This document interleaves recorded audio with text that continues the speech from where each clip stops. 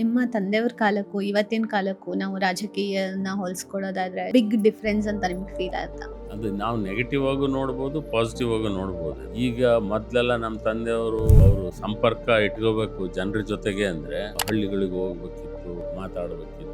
ಇವಾಗ ಈ ಟೆಕ್ನಾಲಜಿ ಇದೆಲ್ಲದ್ರಿಂದಾಗಿ ನಾವು ಪ್ರಪಂಚದ ಯಾವುದೋ ಮೂಲೆಯಲ್ಲಿರೋರ್ನು ಕೂಡ ಈಗ ಸೆಕೆಂಡ್ಸ್ ನಾವು ಕನೆಕ್ಟ್ ಮಾಡೋದಕ್ಕೆ ಸಾಧ್ಯತೆ ಇದೆ. ಸೊ ಇದರಿಂದ ಚೇಂಜು ಟ್ರಾನ್ಸ್ಫಾರ್ಮೇಶನ್ ಬಹಳ ತುಂಬಾ ಫಾಸ್ಟ್ ಆಗಿ ಆಗುತ್ತೆ. ಇವತ್ತಿನ ರಾಜಕಾರಣ ನಾವು ನೋಡೋದಾದ್ರೆ ಎಲ್ಲೋ ತುಂಬಾ ಕಾಂಪಿಟೇಟಿವ್, ತುಂಬಾ ಎಕ್ಸ್ಪೆನ್ಸಿವ್ ಅಂತ ಆಗ್ಬಿಟ್ಟಿದೆ ಅಂತ ಅನ್ಸುತ್ತೆ. ನಂದೇ ಅನುಭವ ಇದೆ. ನಾನು 2004 ಎಲೆಕ್ಷನ್ ನಲ್ಲಿ ಹಣ ಕೊಡದೆ, ಹೆಂಡ ಕೊಡದೆ ಒಂದು ಎಲೆಕ್ಷನ್ ಒಂದು ಪಾದಯಾತ್ರೆ ಮಾಡಿ ನನ್ನ ಗೆಲ್ಸಿದ್ರು. ನಾನು ಹಣ ಕೊಡ್ಲಿಲ್ಲ, ಹೆಂಡ ಕೊಡ್ಲಿಲ್ಲ.